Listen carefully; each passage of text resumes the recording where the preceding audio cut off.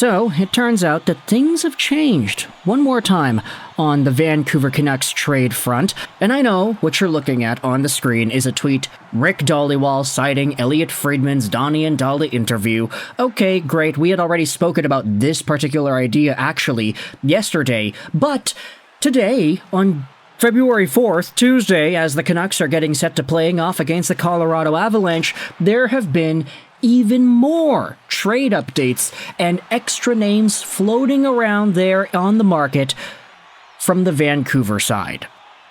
So, yesterday we had already talked about how Elliotte Friedman said it sounds like the Vancouver Canucks are dialing back things on trade talks with Elias Pettersson.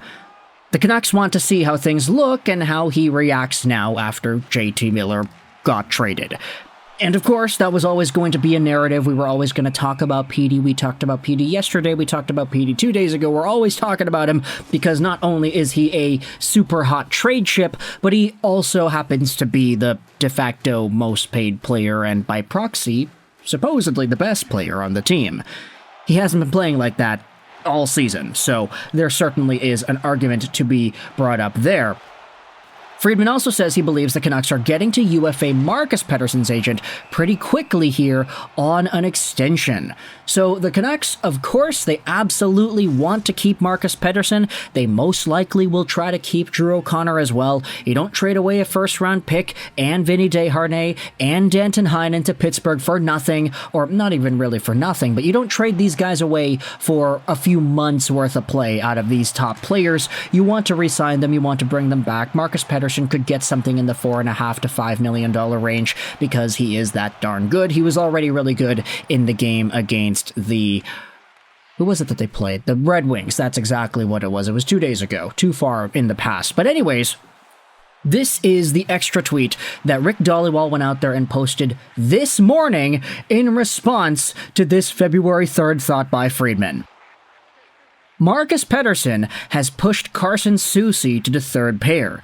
I wonder if the Canucks make Soucy available around the league. It would not surprise me. And the top reply asks, would he waive his no-trade clause? And people are going out there and saying, yeah, I'm sure he would waive his no-trade clause. I'm sure if the right opportunity came along, he would waive. He does have full control, though. And then, we had ourselves some extra thoughts, like this one. Carson Soucy has a full no-trade clause this year. Next year, he has a 12-team no-trade clause. The arrival of Marcus Pettersson and the improved play of Elias Pettersson has made the left side tougher to crack for Soucy.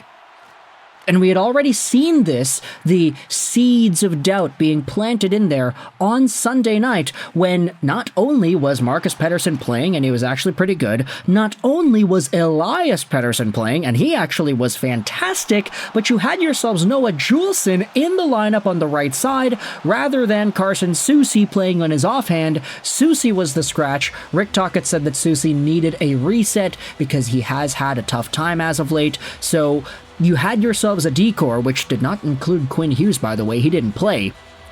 You had Marcus Pettersson, Elias Pettersson, Tyler Myers, Phil Hronek, Noah Juulsen, and Derek Forbort, all on this roster, rather than Soucy. No Carson Soucy, and that already was a pretty big deal. We are diving into it a little bit more now, though, with Rick Dhaliwal putting these comments out there saying, hey, you might want to keep an eye out on Carson Soucy. You might need to think about him as a potential move. And it gets a little bit more crazy when you think about these tweets. Take a look at this. According to Elliotte Friedman, Vancouver has made Carson Soucy available. Carson Soucy has been made available for trade, per Elliotte Friedman. Jason Bruff from Halford and Bruff went out there and tweeted this out. Do you have a link to where he said this? I haven't been able to source it.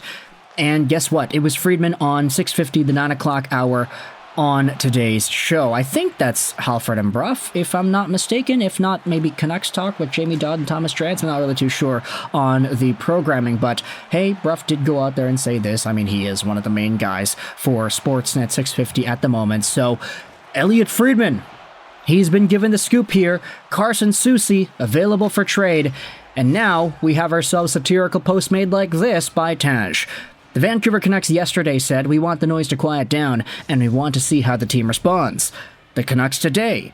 We want to trade Soucy and we will leak this to everyone so he waives his no-trade clause. Oh my goodness, this is Vancouver coming back and doing their Vancouver business, right? That's exactly it. If you head over to Carson Soucy and you look at his overall play, you don't really need to look at the points. I mean, these were never really going to be huge parts of his game.